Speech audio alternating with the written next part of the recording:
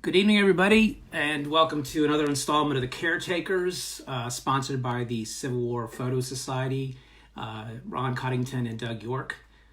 They have asked me, my name is Joyce, they've asked me to spend a couple of minutes with you this evening to talk about my collection, my philosophy for collecting, and some of my war stories, so to speak.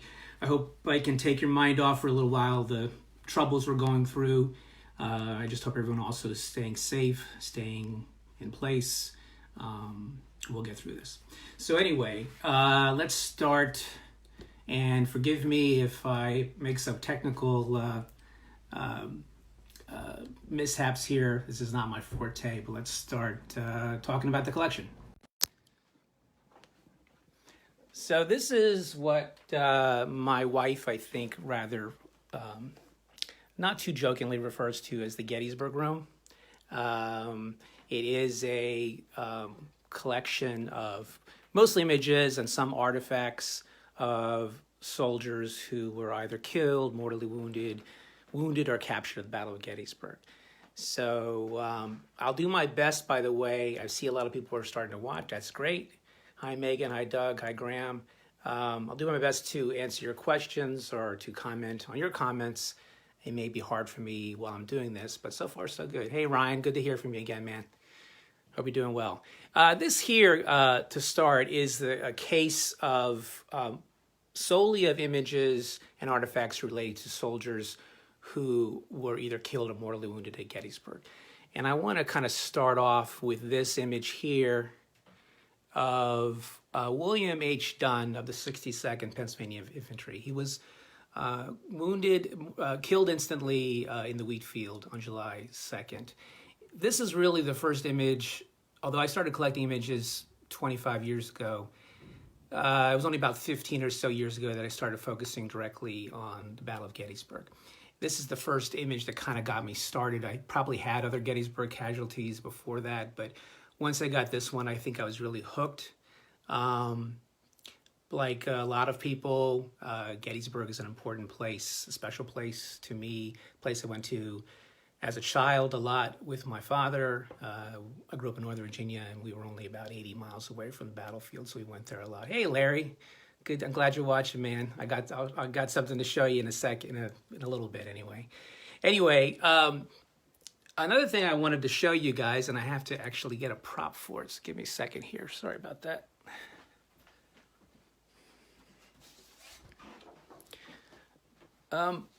This is one of my newest additions this year. It's a ninth plate tintype of a private in the 69th Pennsylvania Infantry. And what's interesting about this, and you'll probably read more about this in the summer issue of Military Images magazine. And by the way, I assume that most, if not all, who are watching the show are subscribers to the publication. If you're not, you should be, because you really can't be, in my view, serious about this avocation unless you have a subscription. Anyway, you'll notice that this private is wearing a standard sack coat. He's wearing a regulation blouse, but he has a very interesting non-regulation headgear. It's a civilian, it's called a beehive hat or a plug hat. And what's interesting about this is after I acquired the image, I got to know a collector of 69th Pennsylvania artifacts and a historian of the regiment. And one of the things he told me was that a lot of the soldiers in the 69th, there's a lot of accounts of them wearing this kind of headgear. And as a matter of fact, there's an image, there's a sketch in the Library of Congress by Alfred Woad, which shows the 69th Pennsylvania on picket in September of 1863. And you can see, I'll show you the image, a scan of the drawing now. You can see that many of them are wearing this kind of headgear. So I thought that was really kind of needed. It kind of adds a dimension to the image, and it also underscores the legitimacy of the identification. I've also started to collect, in addition to images, artifacts by the soldiers themselves. And this is a particularly neat artifacts I received or acquired this year. This is Alekium Sherrill, who was the colonel of the 126th New York Infantry, mortally wounded on July 3rd. And I acquired the CDV on eBay, and then a friend of mine, one of my many friends who helps me in this hobby, Paul Rusinoff, told me he had Cheryl's tactics manual. So I acquired that as well, and you see that with the CDV. Last week, Austin Sundstrom showed a cabinet card, and I made a comment to him that I thought cabinet cards are underappreciated because a lot of times you can acquire them fairly reasonably, and they show images of Civil War soldiers only about 20 years or so, if not less, after the war. This is a cabinet card here. It's one of my favorites, so that's a little faded, of a lieutenant in the 9th Massachusetts Battery, Bigelow's Battery, Alexander Whitaker. And this is a good example of the cabinet card format. One of the other things that I do that's not really, I won't say it's frowned upon by collectors, but most collectors don't do it, is, you always hear I collect by condition whenever I can, and I do too, but I don't shy away from an image that has a lot of problems with it if it has a good history. And here's a good example. I'll try to show you this as best I can. I'm sorry for all the glare, people. You can see that this is a very badly damaged 9th plate tintype of a soldier in the 44th New York named John Dewing, who was instantly killed in the Devil's Kitchen, which is just south of the more famous Devil's Den in Gettysburg. And although it's in such horrible shape, I acquired it in part to try to, I can't retard the damage, I can't obviously reverse the damage, but at least I took a very high resolution scan of it, and it'll be preserved that way, and he stays with other Gettysburg heroes in this case. Moving along, here is another example of an artifact in an image. This is a CDV of Solomon Shirk of the 107th Pennsylvania. He was killed or mortally wounded on July 1st, 1863. And this is his wallet. It's got his name stenciled in it. It came from the Sue Boardman collection, which some of you know. She's a very highly regarded historian and licensed battlefield guide of the Battle of Gettysburg. Down at the bottom here are some miscellaneous things involving hospitals. This here is one of my favorite, although it's not an image, it's one of my favorite artifacts. And I think probably a lot of you have heard about this. This is a memorandum book that was carried by a civilian volunteer working probably for the Christian Commission in the 2nd Corps Hospital. And he kept a meticulous record of all the soldiers that he cared for during the battle. There are 60-some Union soldiers in this memorandum book, and there's about 4 or 5 Confederate soldiers, including some letters he wrote to the families of the Confederate soldiers who were wounded. And tragically, about 50% of these guys didn't make it. If you're more interested in this, my good friend Will Griffin and I have a blog called These Few Lines. You can just probably Google that phrase, These Few Lines, and you'll see more about it.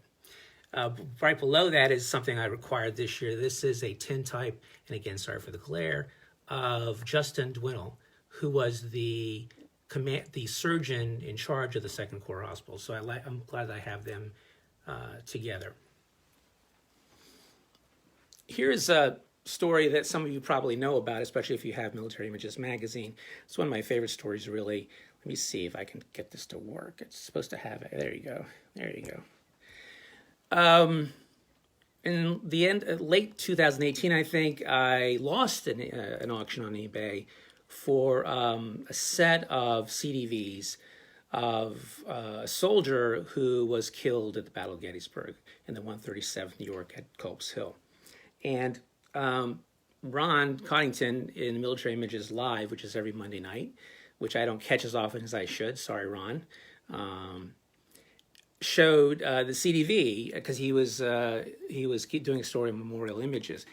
And another collector friend of mine, Paul Maney, and I'm sorry if I'm outing you guys, by the way, but props are due, saw the presentation, and he realized that he actually had in his possession the original tintype, and that's this right here, of Admiral Kuhn, and a tintype of Kuhn and his sister Ruth, and another tintype of Kuhn himself. But Paul, before he had seen the presentation, had no idea who this soldier was.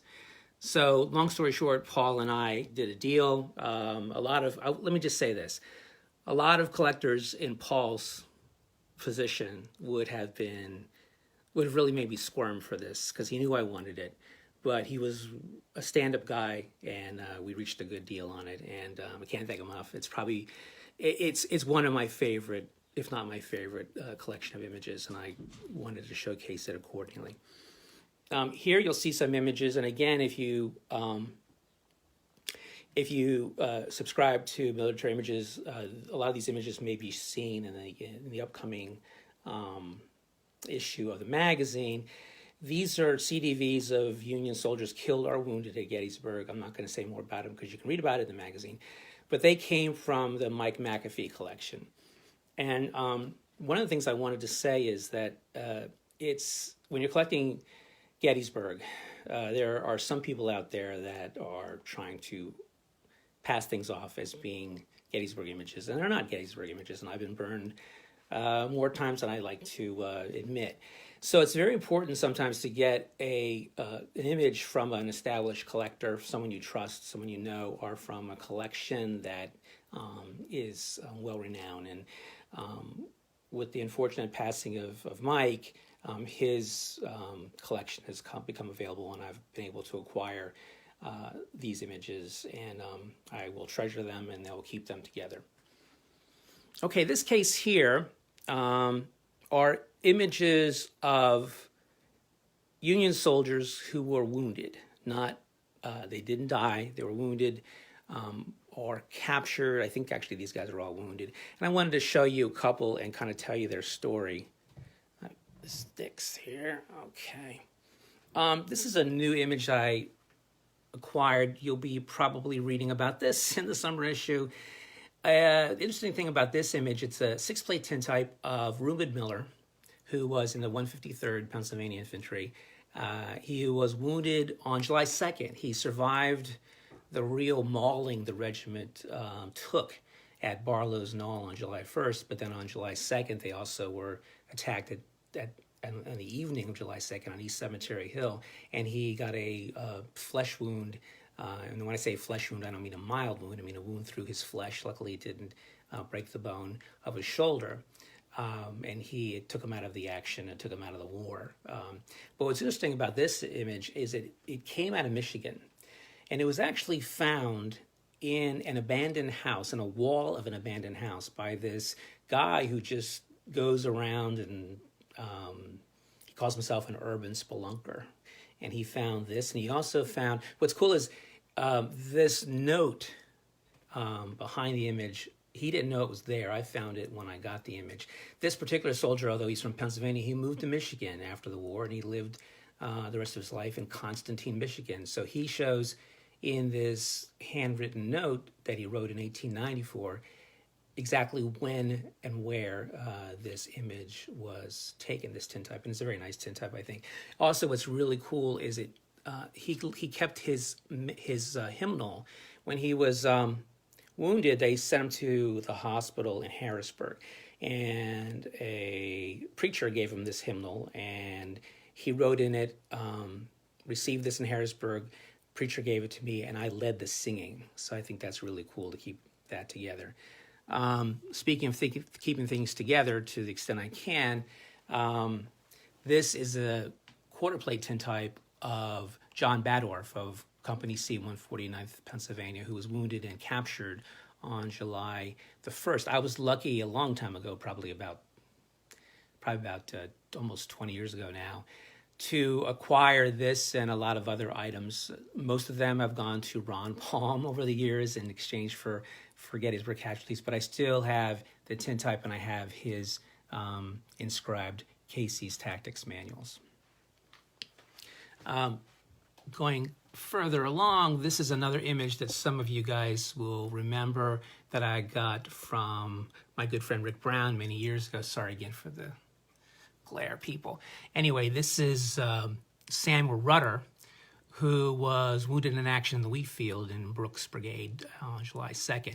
It came with this great ambrotype, quarter-plate ambrotype, and the CDV, which actually Rick used to identify who it was. Many, many years later, I acquired this CDV of Dr. David Huston of the 2nd Delaware. And what's interesting about him is in Mr. Rutter's pension file, it notes that Dr. Hudson was the guy who performed the operation on him that took the bullet out of the mini ball out of his knee. So I'm glad to have these guys together as well. One of the things that I think that I've found in my collecting is that I acquire one image and it gets me interested about the regiment, and before I know it, I have a whole bunch. And this is a good example of that. This is a Corporal Benjamin Whitehouse of the 2nd Massachusetts Infantry. He was wounded and really maimed for life in the suicidal charge the regiment took on the morning of July the 3rd at the base of Culp's Hill. This is a cabinet card of him in his wheelchair. So after I got that image, before I knew it, I got this wonderful CDV of Theodore Parker, also wounded in action, also a member of the 2nd Massachusetts. I acquired these two images. The one is hard to see because of the glare. They're both officers who were killed in action or mortally wounded action at Gettysburg. And then I recently acquired this on eBay of another prominent member of the regiment, Huey Newton Comey. And I also have this, which is the reunion of the regiment in 1913, and Comey and Parker are in the shot. I just can't figure out who it is just yet. Larry Jones will tell you that I also collect stereo views of the Battle of Gettysburg. I have this original stereo viewer, which is kind of cool, and I get a lot of enjoyment out of this. This particular stereo view is from the Cowan collection, and it's of wounded, Confederate killed in the Rose Field. Okay, this display here is wounded soldiers, but this top case is very special. These are all soldiers who lost legs or arms at the battle. This one image here, William Parker of the 20th Massachusetts. Obviously, you can see he lost his left arm, and what's interesting is on the back of the image, and this came actually from an album of the surgeon who operated on him in Harrisburg. On the back of the image, he wrote his name, and you can tell by looking at his handwriting and comparing it to his pension records that he's using his new arm to write his name. This image here is another image I just received from the McAfee collection. This is John Barry of Kinsey's Battery. He lost both arms in an accident on the morning of July the 3rd when the battery opened up on the Confederate lines at Culp's Hill. This is also another image I received from the McAfee collection. This is George W. Smith of the 76th New York. His left leg was amputated. I want to talk a little bit, I guess this is a good place to talk about it, about how I display things, and you'll see it more evident in a moment. But when I get an image like this, I like to try to find a period frame or case for it, and then I like to mount it in such a way that it's protected as well as I can protect it from the elements. So I mount it on acid-free board. I try to use either, if I don't use the original glass, I use UV protected acrylic glass, and that way I kind of keep the kind of feel of the original. These are also images of soldiers who were wounded or captured. Most of these guys were wounded, actually. Some of these guys you've probably seen. This guy, Victor Halleck, you might hear about him, you might read about him in the upcoming Military Images magazine. He wrote a letter to Abraham Lincoln, and Lincoln kept it in his papers, and it's a really interesting letter. That's all I'm going to say about it. Buy the magazine. It's well worth your It's well worth your bucks. Here are also some images of Union wounded at Gettysburg. I want to point out a couple that are interesting. This one here I really like. This one I got in a trade with Al Nimick. This is Charles Ballard of the 5th Michigan Cavalry. And that is his signature. I got his pension record, and that is his signature. Interesting thing about Charles Ballard is that if you go to the Soldiers National Cemetery, you'll see a tombstone for him, a gravestone for him.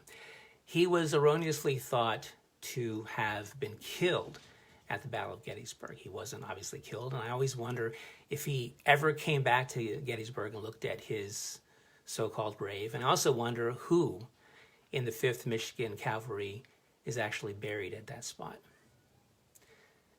Here's an image I got on eBay of a pretty nondescript. I'll pick it up so you can see. Oops. Don't worry about it, guys. I knew that was going to happen.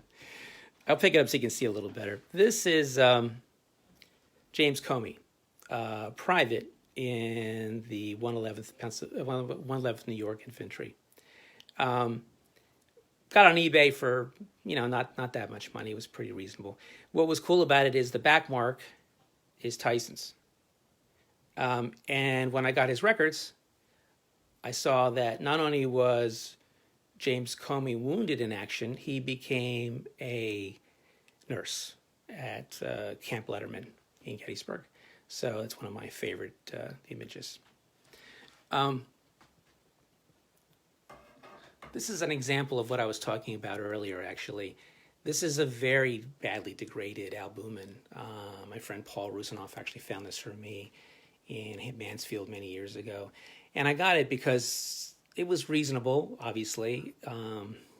Doesn't have much to commend about it. It's in bad shape. The albumen actually has adhered to the glass, so you really can't even take it out of the glass.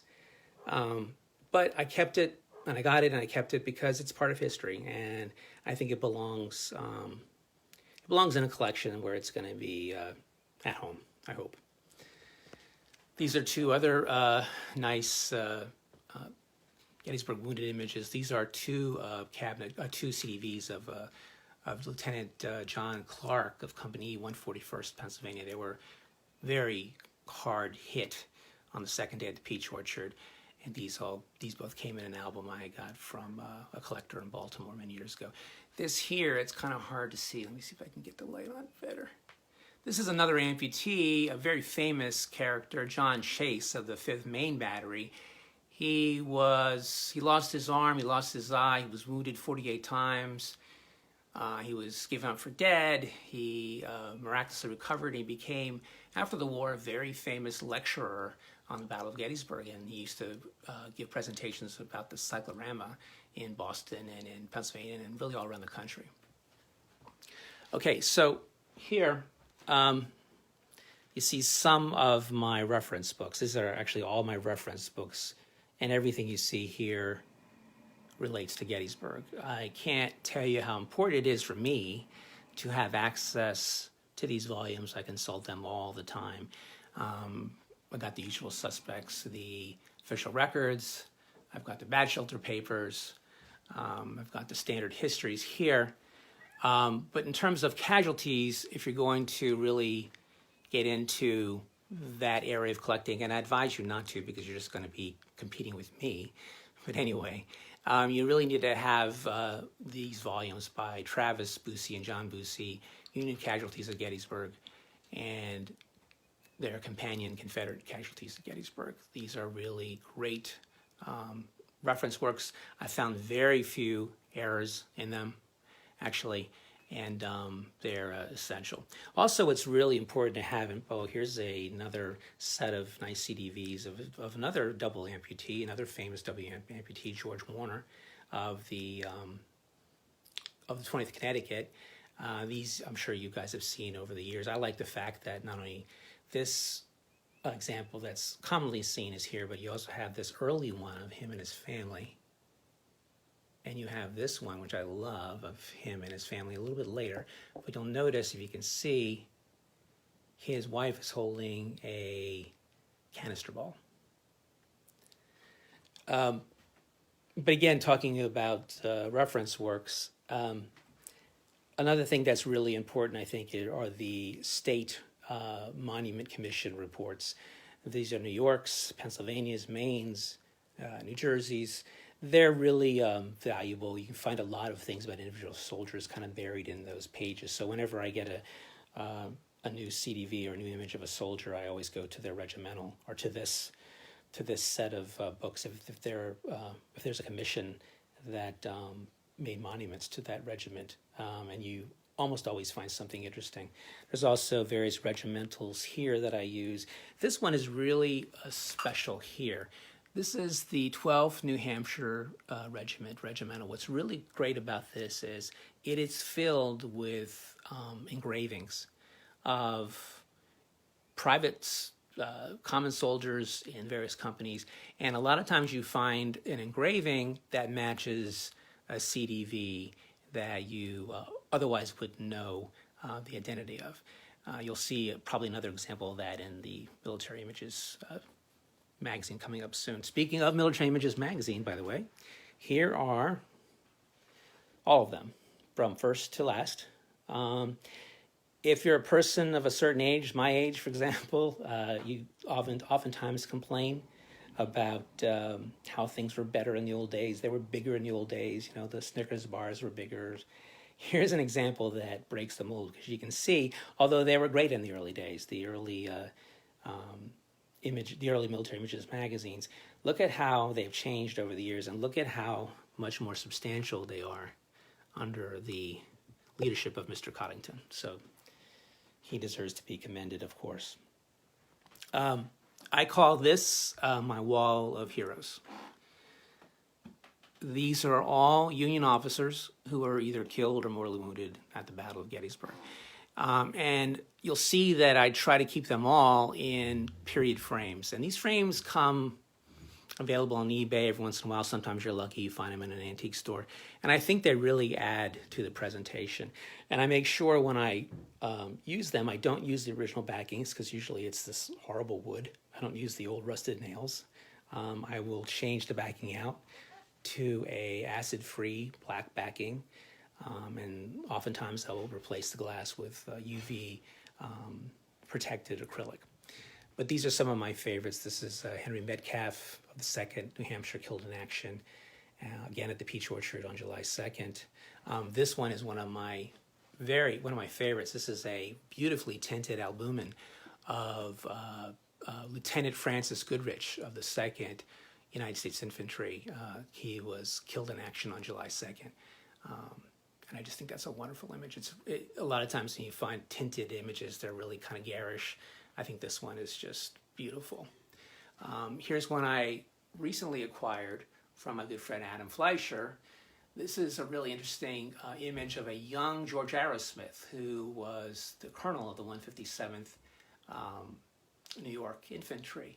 What's interesting is that to the left, you can see there's a small image of a man named Butler. He is also a Union casualty at Gettysburg. He was in the 44th New York, and he was wounded at Gettysburg. Of course, Arrowsmith was mortally wounded at Gettysburg. Here's another one of my success stories, one of my few success stories on eBay. Many years ago, this was up, and it came, the bidding ended like early in the morning. I put a snipe bid on it. I had a feeling, I thought I knew who it might be. And when I got the image and I did more research, I confirmed that it is a Union captain, Leander King, who was killed in action on July 2nd. Here's another recent, this one I know you guys know, another recent McAfee collection, a really nice tinted view of Isaac Nickel, who was killed in action on July 2nd in the 124th New York. Okay, so probably a lot of you who know me know that I have a relative, a distant relative, in the 151st Pennsylvania Infantry.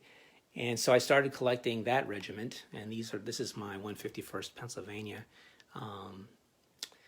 corner. And here, let me see if I can get a better light on that.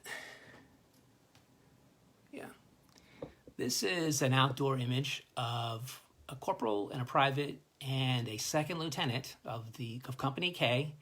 151 is on their kepi. I'm 99% sure. I'm still doing the research, but I'm 99% sure that this is the 151st Pennsylvania, and that means that it's very likely that individual there is my ancestor. So I was very happy to acquire that. This passed around many hands, I think, over the years, and somehow I ended up with it. A lot of my friends helped me out to acquire stuff I needed to acquire to make a kind of massive trade for this image, but it means a lot to me. I'm glad I have it. Okay, so one more thing I want to go to quickly.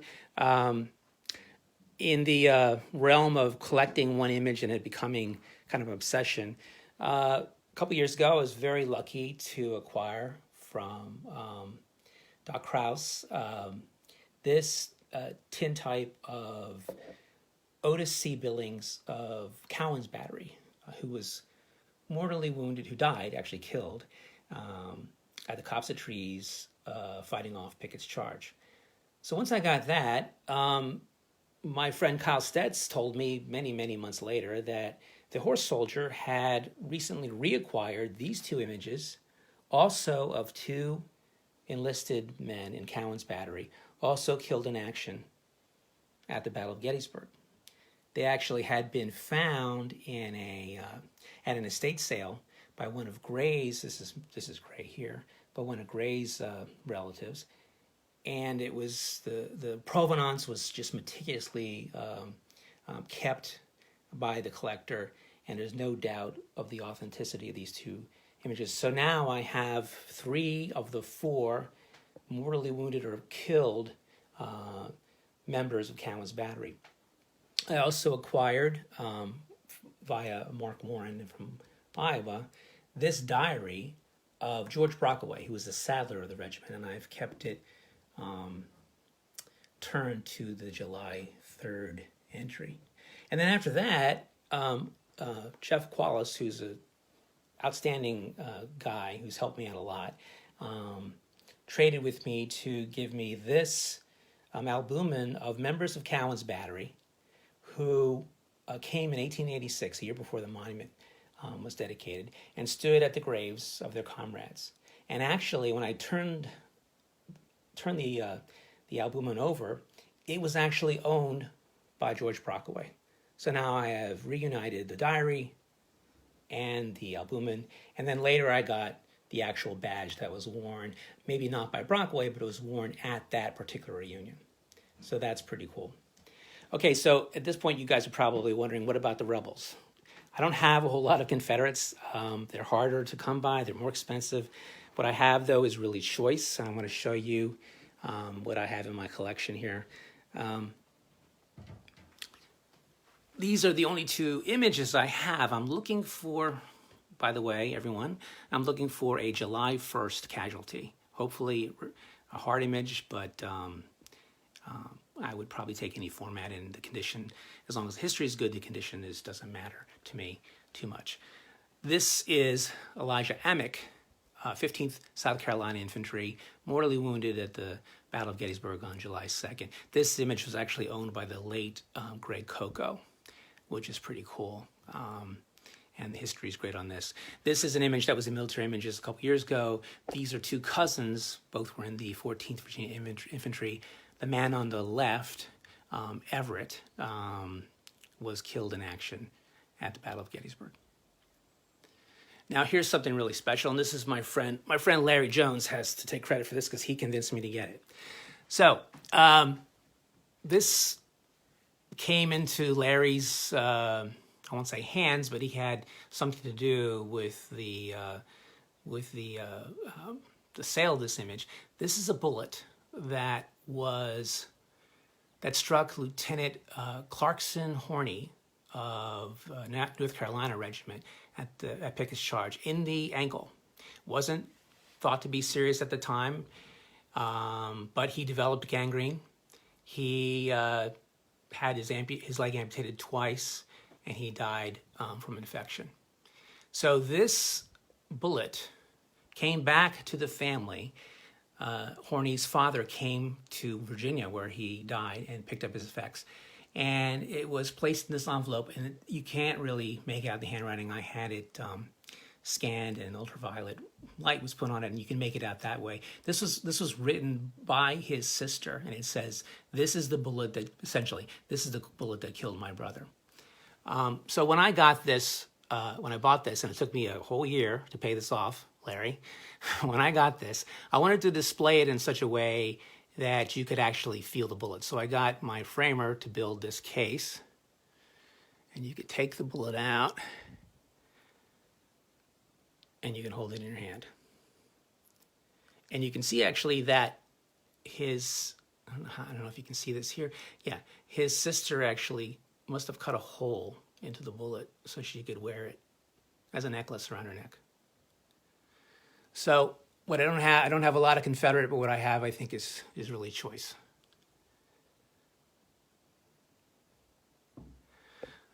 Okay. Oh, one more thing I wanted to talk about.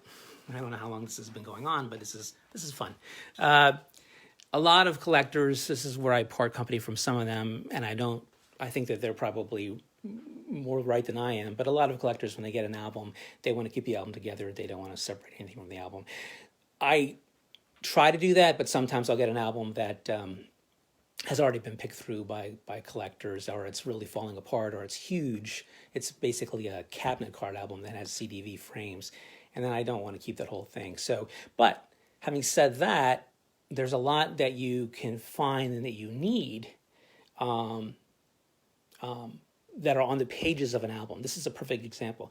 This is Lieutenant Frank Garland, who was in a New York regiment. This is a copy shot, a civilian shot. New York regiment, mortally wounded in the wheat field. And the back mark is of a town near where he lived. But what made the ID stand out and made it actually absolutely kosher was this, his sister. He had a sister named Mary, and this is her, and it says, Mary Garland, sister. So it was important for me to keep this together. So what I did actually was cut the album page. This is only half of an album page. I cut it, found a very good frame for it, and here's an example of what I mean, how I make sure that the back is archivally correct. There's the wood is gone. It's got these nice points on it to keep the image in the frame, so it's protected as well as it can be. Okay, one more thing I want to say to you guys is another rule I have is that if you're going to do this, you need a good scanner. I think it's crazy that there are collectors out there still that have great collections and they don't have a scanner. This is the Epson V600. I'm not, and that's my rye whiskey, by the way. I'm not a salesperson for Epson, but this is a great scanner. It's reasonable, and if you're going to do this, you really need it. It takes your collection to a whole new level.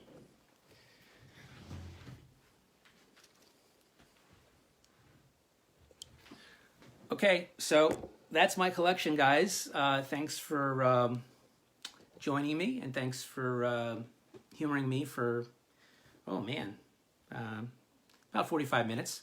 Again, everyone stay safe, and I look forward to seeing you guys all again at shows when our lives get back to normal. Take care.